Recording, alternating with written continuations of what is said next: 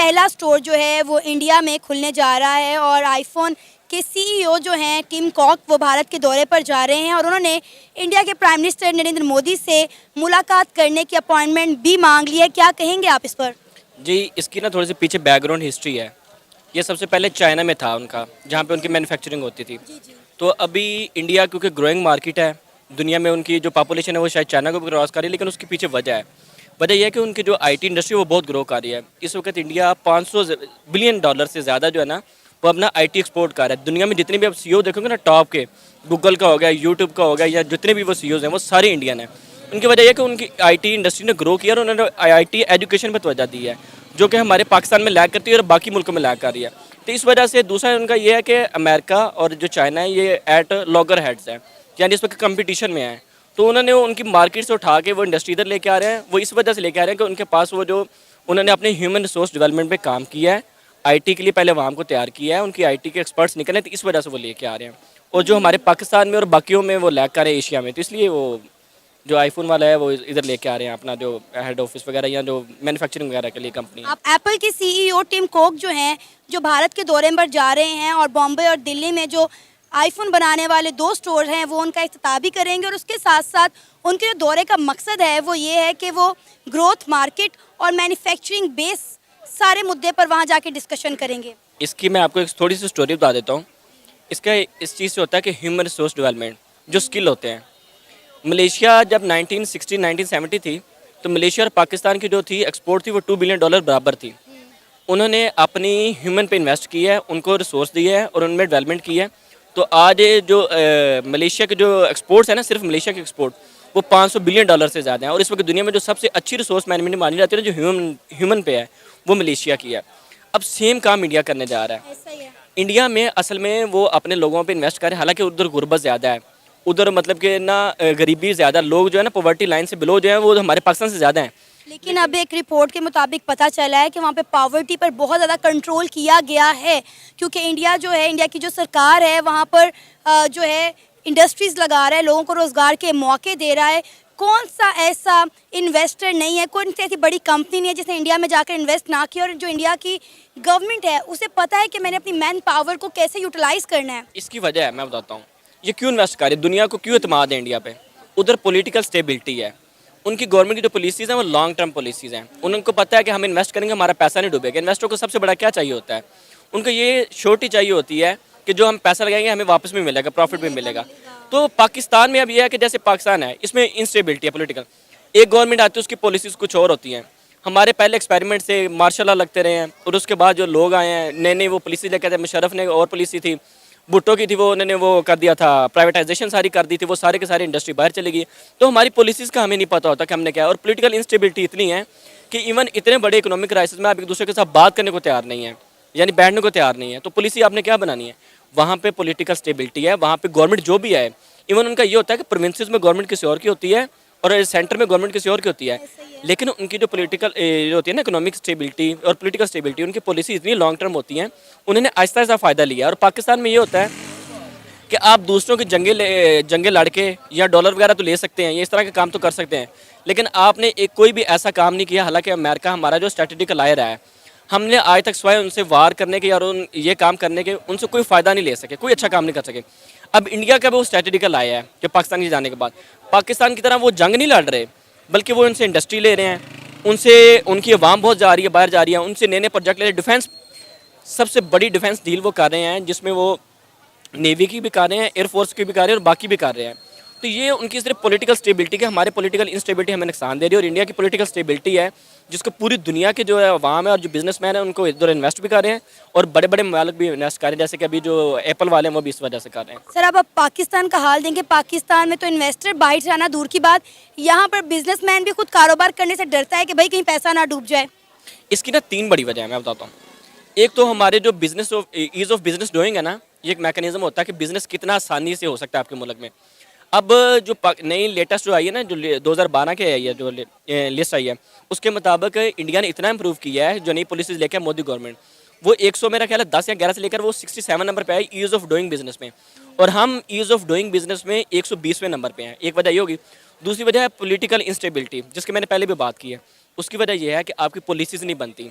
आपकी long term policies हैं ही नहीं कि वो एक गवर्नमेंट आती है वो और पॉलिसीज़ बनाती है, दूसरी गवर्नमेंट आती है वो और पॉलिसीज़ बनाती है।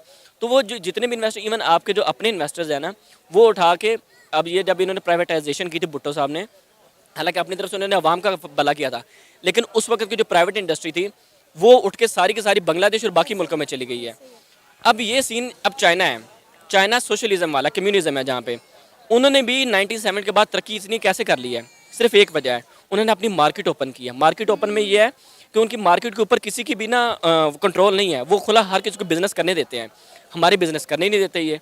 ये कहते हैं कि ठीक है जी, जो है वो कंट्रोल मार्केट के इनके सारे पास है। एक पॉलिसी नहीं बनती, एक पॉलिटिकल स्टेबिलिटी नहीं है, एक बिजनेस वो पॉलिसीज नहीं बनती, और तीसरे नंबर पे सिक्योरिटी नहीं है। रेड टेपिज्म बहुत ज़्यादा है। रेड टेपिज्म कहते हैं कि हमारी ब्यूरोक्रेसी का इन्वॉल्वमेंट बहुत ज़्यादा है। ये इतनी करप्शन आम है, और यहाँ पे लोग जो है ना वो मतलब बिजनेस करने से भी डरते हैं। अब हर किसी ने अगर काम करना है, मैं एक बताता हूँ, सिंध में एक प्रोजेक्ट लगा है, इसके ऊपर वाटर प्लांट का कोई इस तरह का प्रोजेक्ट था, बहुत बड़ा प्रोजेक्ट था। तो अब उस बंदे ने काम करवाने के लिए वो उसका एक इंटरव्यू चला था, तो वो कह रहा था कि उसके लिए इतना आम उन्होंने कर दिया है कि वो कोई भी काम भी करवाना है तो कह रहे थे 50 लाख की भी मैं करप्शन देता हूँ, या ये जो ये होती है रिश्वत वगैरह देता हूँ, और मैं अपना काम करता हूँ, वरना उससे आगे काम चलता ही नहीं है। तो जब आपका ये हाल होगा तो कौन से इन्वेस्टर आपके मुल्क में आएंगे? तो ये थोड़े से हमारे हैं सेक्टर जिन पे काम करने की ज़रूरत है, तो हम कर सकते हैं। Otherwise India is doing very well. वो अपने जो बेसिक स्ट्रक्चर है उन पर बहुत अच्छा काम कर रहा है।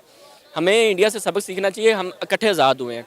इवन आज आप ये देख लें, हमारा बांग्लादेश जो है वो आपसे ऊपर है। उनकी दो चीज़ें हैं, उन्होंने अपनी इंडस्ट्री को ग्रो किया है, और दूसरे नंबर पे उन्होंने अपने एक एनर्जी प्रोजेक्ट, जैसे मैं ये कह रहा था पॉलिसी बनाते हैं। हमारी LNG मिलता है ना, ये जो घरों में सिलेंडर मिलता है, या ये जो घरों में गैस वगैरह जाती है, बांग्लादेश में घरों में ये गैस नहीं गवर्नमेंट की तरफ जाती, वो सिलेंडर खरीदते हैं। उन्होंने जितनी गैस है वो सारी की सारी इंडस्ट्री को दी हुई है। अब देखो ये एक पॉलिसी है, लॉन्ग टर्म पॉलिसी है कि उन्होंने गैस सिर्फ इंडस्ट्री को दी ताकि इंडस्ट्री चलती रहे। इस वजह से उनका रोजगार भी आ रहा है और वो तरक्की भी कर रहा है। उनकी टेक्सटाइल इंडस्ट्री, हमारे क्या, हमारे इंडस्ट्री की एनर्जी पूरी नहीं हो रही, जो चल रही थी इंडस्ट्रियाँ वो भी सारी बंद हो रही हैं। वो भी सारी टेक्सटाइल की, जितनी आपकी टेक्सटाइल ही थी। और उसके अलावा आपकी जो एग्रीकल्चर है, एग्रीकल्चर अब ये हिसाब है, आउटडेटेड एग्रीकल्चर है। आपकी सीड नहीं है, आपका वो निज़ाम अच्छा नहीं है। अब उसके मुकाबले में इंडिया में देखें, फिर आप बात करते हैं इंडिया की, इंडिया में वो जो सोलर पैनल्स हैं वो फ्री में दे रहे हैं किसानों को।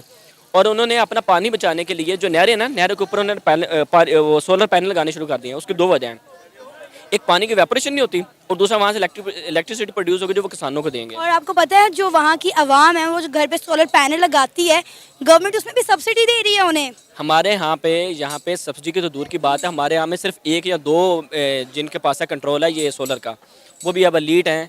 हमारे पॉलिटिकल है, ये हमजा शहबाज साहब का नाम आ रहा था या बाकियों का आ रहा था, तो इनके कंट्रोल में है, ये सारा कंट्रोल कर रही है। ये महंगे दामों में बेच रहे हैं, किसी ने क्या लेना है? अब जहाँ पे जैसे हमारे साथ इंडिया, वहाँ पे 40,000 की मिल रही होगी सोलर पैनल, तो हमारे इधर 4 लाख की मिल रही होगी, तो कौन यहाँ पे अफोर्ड करता है? कोई भी नहीं करता।